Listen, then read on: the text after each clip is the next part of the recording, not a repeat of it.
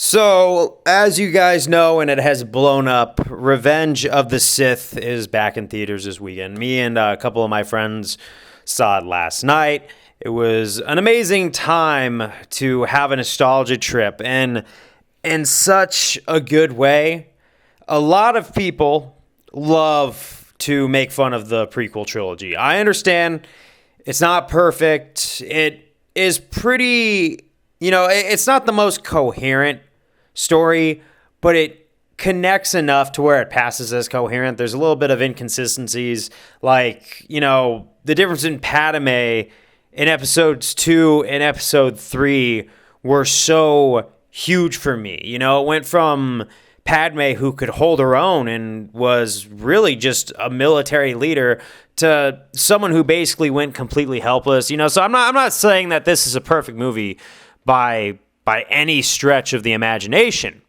But when we have gone through the sequel trilogy and the mass inconsistencies of the sequel trilogy, because with the sequel trilogy, I liked Force Awakens, don't get me wrong. I thought that there was more good to say about that movie than bad, despite it basically being New Hope 2.0, like a lot of people like to point out. That's a very valid criticism. But the movie had a lot of twists and turns, like when Kylo Ren unalived Han Solo. That, to me, was a big shock that I'm like, okay, how is this going to bleed over into the next movies? And then they leave as she finds Luke Skywalker, like the movie closed out. It was a perfect ending, and it got me looking forward to episode 8. Then episode 8 comes along, and I wasn't as jazzed about it. It was actually very controversial. The studio pushed back and called the fans toxic for not just liking it, even though they completely mischaracterized Luke Skywalker by afar. Like, honestly, I still can't get past the fact that Luke Skywalker was able to forgive Darth Vader, who basically destroyed an entire planet, but he sees a little bit of darkness in his nephew and then chooses to try to slay him in his sleep, because he says that he's beyond redemption, but then Kylo Ren gets redeemed in episode 9. Like, after seeing that mess, I'm able to forgive a lot of the flaws in the prequel trilogy, despite them still being there.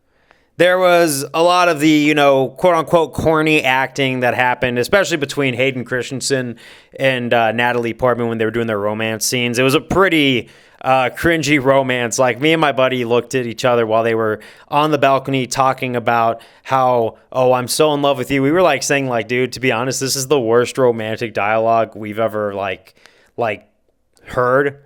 I'm not even going to think that it seemed realistic in any way, shape, or form. It's one of the movie's flaws.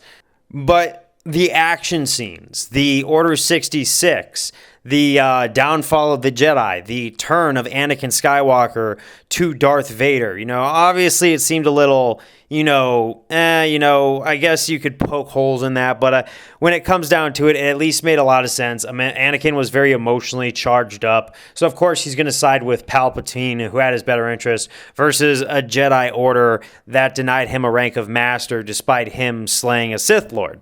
But I think what really took off for me was the final act of the movie, especially Obi-Wan versus Anakin and Yoda versus Darth Sidious.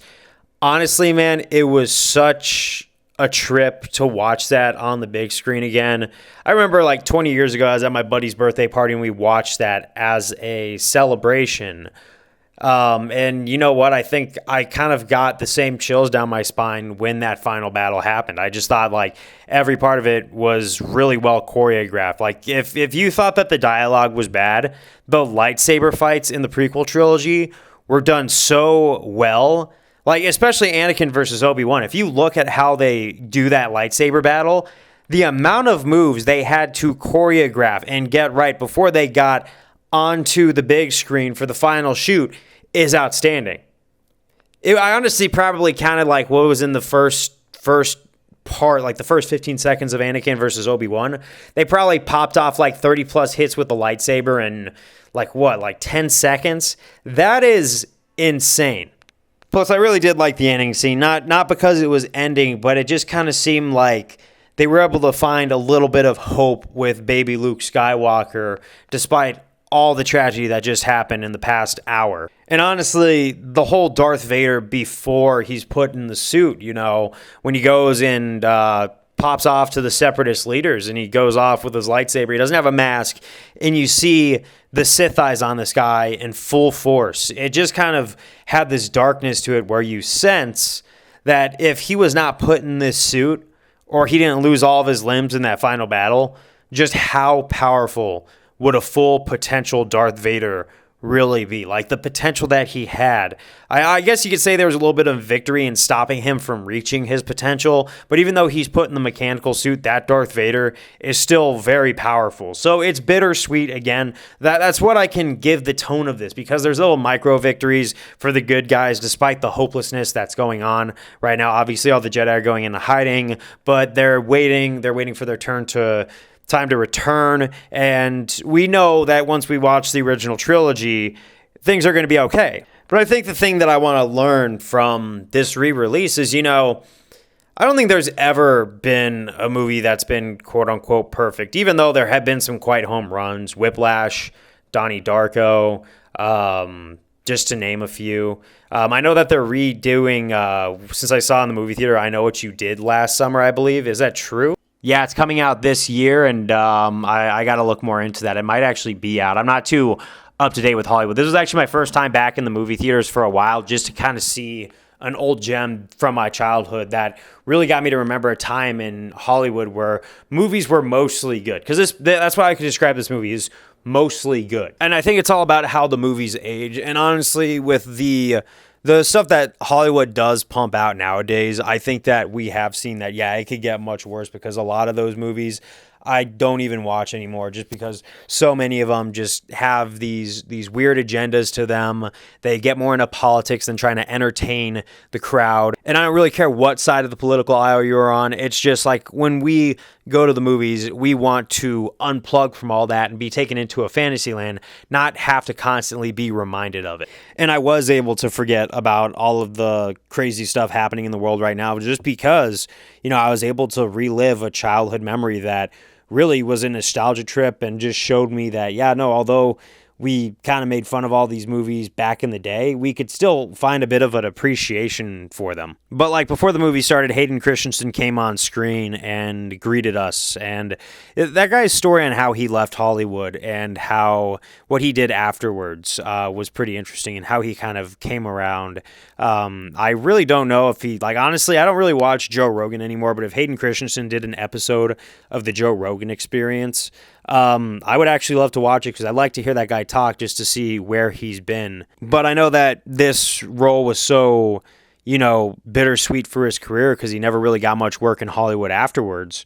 But I just recently watched a clip of him and Samuel L. Jackson servicing the fans and just basically giving us the reminder of what they've given us in this story that they've been telling. The amount of theaters they've been able to pack with this has just been amazing, because it has shown us that, we do remember the old times, before the dark times, before the Empire.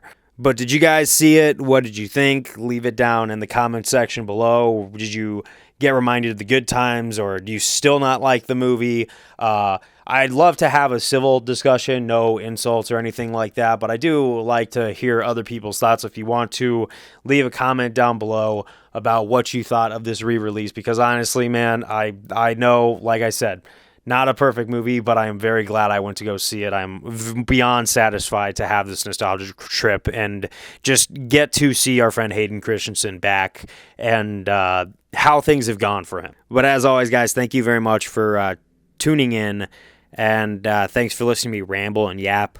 But may the force be with you sincerely. I know that, things nowadays are hard on a lot of us, and we're lost, confused, and kind of just looking for our way, especially our generation, especially the Gen Zs, late stage millennials.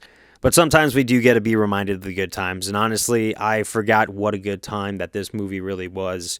And I am beyond happy and thrilled. And the adrenaline I got from last night, I still felt. And I wasn't expecting to feel it like that even after 20 years. But thank you guys very much. Go see this movie, and may the force be with you always.